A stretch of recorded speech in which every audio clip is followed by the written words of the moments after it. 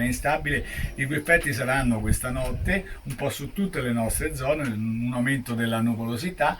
Durante la primissima mattina di domani c'è probabilità di qualche breve precipitazione in modo isolato, non dovrebbe esserci nulla di più. Nottata di allerta gialla per la Marca Trevigiana e buona parte del Veneto, in particolare con la fascia pedemontana già colpita dalle bombe d'acqua di inizio giugno, con il centro funzionale decentrato della Protezione Civile che ha quindi dichiarato lo stato di attenzione idrogeologica e idraulica che vale anche per la zona dell'Alto Piave. Inevitabile che ci sia un po' di apprensione, ma l'allarme è limitato. Nella prima mattinata infatti ritorna il bel tempo che rimarrà tale per diversi giorni. Già in mattinata il tempo migliorerà, l'anticiclone si rafforzerà ulteriormente e quindi garantirà, come dicevamo, tempo stabile per i prossimi giorni, addirittura per almeno nei primi giorni della prossima, per i primi giorni della prossima settimana.